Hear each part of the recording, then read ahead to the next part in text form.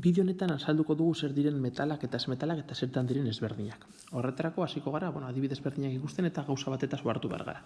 Hemen jarri ditut 3 adibide ezberdin: litioa, sodioa eta potasioa. Jarri dut bere zenbaki atomikoa bere masa zenbakiarekin eta bere zenbaki atomikoa ikusita badakizkigu zenbat protoi dituen eta atomoak neutroak direnez, hemen goian ez agertzen ez delako, idazten dugu haien konfigurazio elektronikoa horren arabera.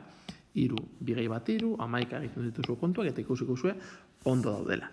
Hemetik, ateratzen dugu balentzia geruza izango dela geruzarik altuena zeinetan elektroia ditugun, kasuetan 2, balentzia elektroiak izango dira bigarren geruza horretan dauden elektroiak bat, eta berdina egiten dugu besteekin.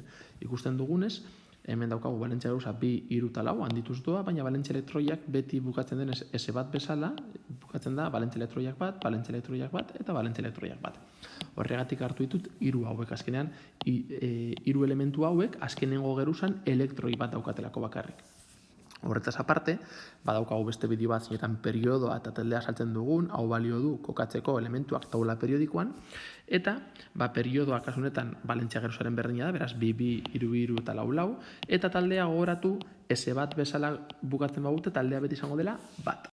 Taula periodiko honetan kokatu behar ditugu litioa, sodio eta potasioa, lehenik eta behin gogoratu lehenengo taldea hau dela, beraz lehenengo taldean bigarren periodoa, litioa hemen jarriko genuke, litioa gongo litzateke, hemen litioa.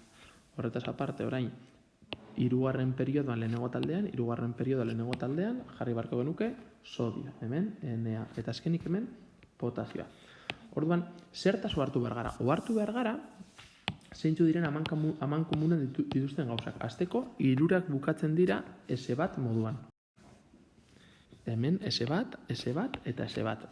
Balentzia elektroiak horregatik beti izango dira bat, eta taldea beti izango da bat. Beraz, hemen dauden elementu guztiek, badakigu bere taldea bat izango dela, zuzen ere hau delako lehenengo taldea, baina badakigu bukatuko direla S bat moduan, eta hori aurreko bideo batean badaukagu taula periodikoan hemen idatzita S bat, hemen S2 eta horrela beste guztiak, beraz badakigu hemen jartzen direla S bat bezala bukatzen direnak, baina baita ere badakigu hemen dauden elementu guztiek izango dutela balentzia elektroia bat.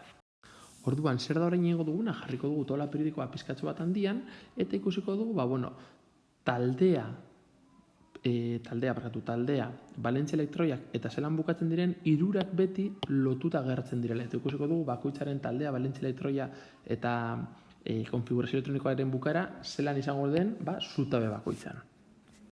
Orduan, hau bezalako zerbait lortuko dugu. Hau da gure taula periodikoa, hemen taldea jartzen ditugu, hemen jartzen dugu S bat zergaitik hemen agertzen diren elementu kimiko guztiak, adibidez ikusi ditugu litioa, sodioa, potasioa, bukatzen dira S bat bezala. Hemen agertzen diren elementu guztiek egiten badugu bere konfigurazio elektronikoa, bukatzen dira S2 bezala. Hemengoak T bat, D2 eta horrela, eta hemengoak P bat bezala bukatzen dira, eta azkenik hemen agertzen direnak, 18. taldean agertzen direnak, bere konfigurazio elektronikoa eginez gero, badakigu bukatuko dela P6 bezala.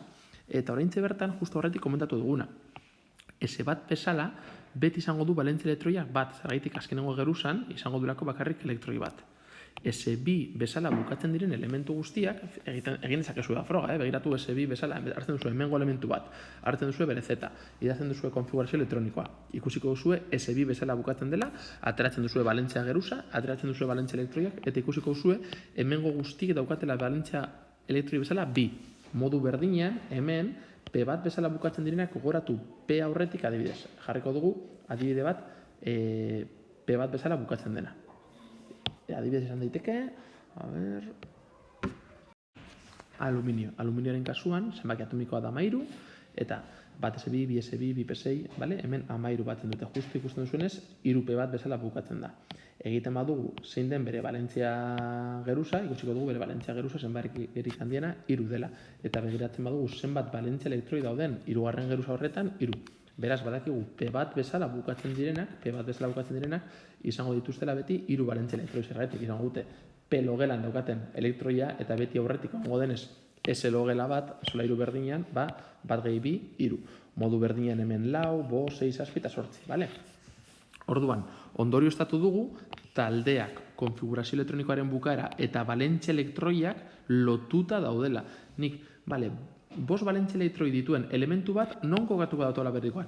Beti kokatuko da P3 taldean. Hau da, 5 elektroi badauzkat azkenengo geruzan fijo hemen nagoela. 6 badauzkat fijo hemen nagoela. Vale?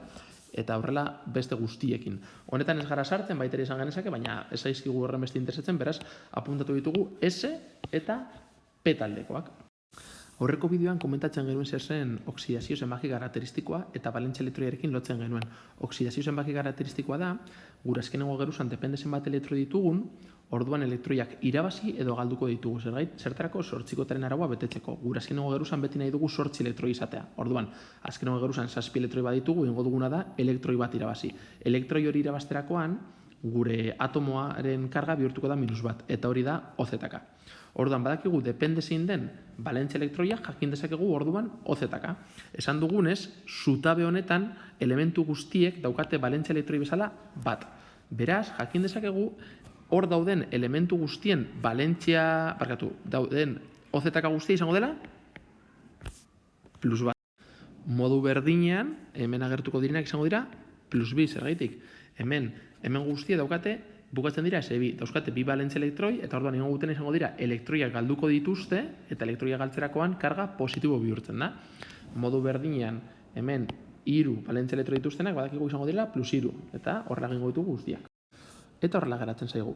Interesgarriena jakitea hemen agertzen diren guztiak deitzen direla gas nobleak. Lehen komentatu ditu, aurreko bidean komentatzen genuen, ez dutela inoren beharra ondo goteko. Beraz, hau guztia dira gas nobleak. Eta zeintzuk izango dira metalak eta zeintzuk izango dira ez metalak? Ba, metalak izango dira oxidazio zenbaki karakteristiko positiboa daukatenak. Izatez ez da guztiz horrela, eta daude salbuespenak, baina lehenengo hurbilketa batean esango dugu hauek guztiak direla metalak eta negatiboa daukatenak izango direla ez metalak. Hauetan ez gara gehiagiz hartuko, +-lau izan daitekelako. Lehenengo hurbilketan hauek dira metalak, hauek dira ez metalak. Errepikatzen dizuet, ez dela guztiz horrela, eta hemen goak deitzen direla trantsizio metalak, baina horretan momentuz ez gara sartuko. Eta honetan, esan dezakegu, depende, irabazten baditu, izango da ez metala, eta metala bada, izango galduko ditu elektroiak.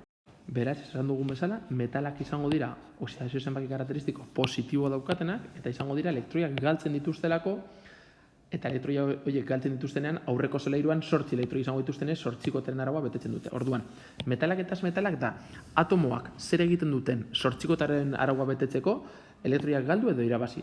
Galtzen badituzte metalak, irabazten badituzte ez metalak. Eta baita ere jakin dezakegu, bere oxidazio zenbaki karakteristikoa begiratu.